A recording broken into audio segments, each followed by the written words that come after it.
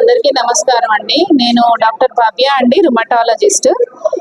ఈరోజు Sri Bhavya rheumatology and arthritis clinic opening మన ప్రియమైన ఎమ్మెల్యే డాక్టర్ దామచర్ల జనార్దన్ గారి చేతుల మీదుగా జరిగింది. అండ్ చాలా మంది మన గెస్ట్లు కూడా అందరు రావడం జరిగింది.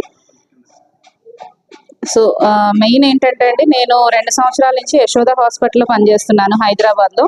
అక్కడ నేను గమనించిన విషయం ఏమిటంటే, మన జిల్లా నుంచి చాలా మంది కీళ్ళవాతం పేషెంట్స్ తగ్గక చాలా లేట్ స్టేజ్ అయిపోయి ఎక్కువ అయిపోయిన తర్వాత అక్కడికి వస్తున్నారు ట్రీట్మెంట్కి.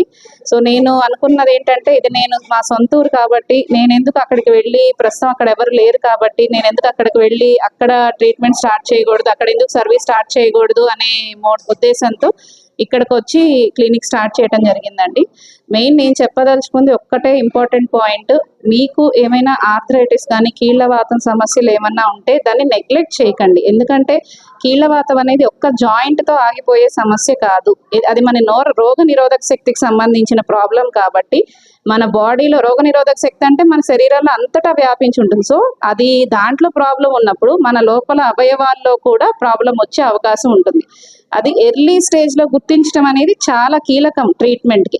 లేట్ అయిన తర్వాత మనం ఎంత ట్రీట్మెంట్ పెట్టినా పెద్దగా ఉపయోగం ఉండకపోవచ్చు. సో మెయిన్, ఒకవేళ ఆర్థరైటిస్ లక్షణాలు కనుక మీకు ఉంటే, కీళ్ళల్లో నొప్పులు, చిన్న చేతుల్లో నొప్పులు, వాపు, పొద్దున లేచిన వెంటనే ఇట్లా బిగుసుకుపోయినట్టు ఉండడం, చర్మం మీద తరచు దద్దుర్లు రావడం కానీ, ఇట్లాంటి లక్షణాలు తరచు అబార్షన్లు అవుతూ ఉంటాయి. కొంతమందికి తెలియకుండా వాళ్ళకు కూడా కీళ్ళవాతం ఉంటుంది. కీళ్ళవాతం అంటే అన్నిసార్లు నొప్పులు ఉండాల్సిన అవసరం లేదు. రకరకాల లక్షణాలతో ప్లేట్లెట్స్ తగ్గిపోతూ ఉంటాయి కొంతమందికి హిమోగ్లోబిన్ రక్తం పడిపోతూ ఉంటుంది, తెల్ల రక్త కణాలు పడిపోతూ ఉంటాయి. ఇలా రకరకాల సమస్యలు ఉంటాయి కీళ్ళవాతంలో. సో ఇలాంటి లక్షణాలు ఎవరికి అర్థం కాని, డయాగ్నోజ్ అవ్వని కేసెస్లో ఇలాంటి కీళ్ళవాతం ఉండే అవకాశం ఎక్కువ ఉంటుంది కాబట్టి ఎర్లీగా ట్రీట్మెంట్ తీసుకుంటే చాలా ఉపయోగకరంగా ఉంటుంది.